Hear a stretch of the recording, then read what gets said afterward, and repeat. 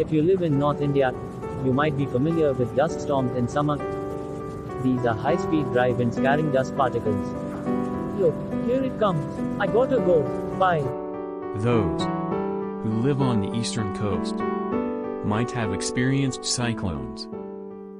You must have heard that hundreds of people are often killed or injured in cyclones. During a cyclone, our homes and belongings are also washed away by the flood water. There is a lot of destruction of life and property, and we don't even have food as our crops are destroyed. You might also have experienced thunder, lightning, and torrential rains during monsoon. All these are related to high-speed winds and cause a lot of financial loss and misery. In this chapter we will learn how thunderstorms and cyclones are formed. The impact of these natural calamities is very bad. Is there any possibilities to safeguard mankind for these losses? Let's find out. Topic 15.1 Air Exerts Over. Have you ever noticed that when you ride a bicycle against the direction of wind, you have to use extra energy to ride? Why can't I ride? Oh no.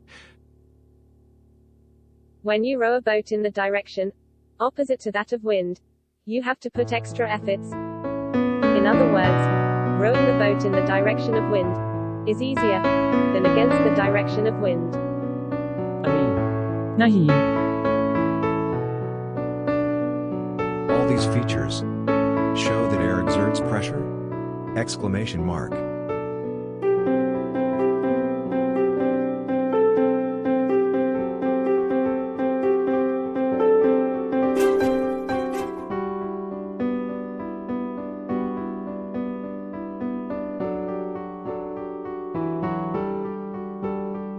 Take a tin can and fill it 2/3 with water. Heat the water on a burner till the water starts boiling. Now put off the burner and cover the mouth of the can with its lid tightly. If the lid is not tight, cover it with tape. Now pour cold water on the hot can. You will observe that the tin loses its shape. This is because when the water in the can is heated, it changes into vapor form. When the cold water runs over the tin can containing hot water, some of the steam in the can turns back into its liquid state due to the coolness of the cold water, reducing the amount of air inside. This reduces the air pressure inside the can compared to the air outside, thus de-shaping the can.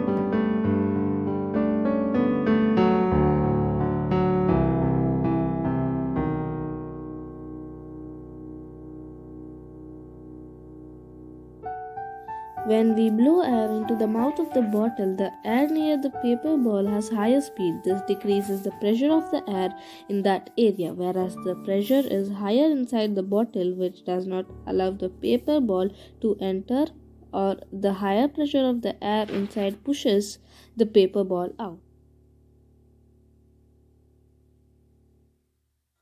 Hello friends, so today I will be demonstrating how high-speed wind reduces the air pressure. So over here I have two balloons tied to a stick, and the distance between them is approximately 8 to 10 centimeters apart. Now I will be blowing high-speed wind from a hairdryer and show you that these two balloons come closer. See?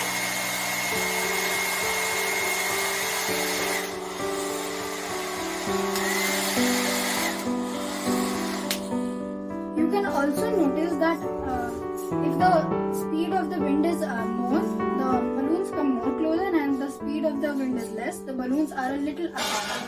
Thank you.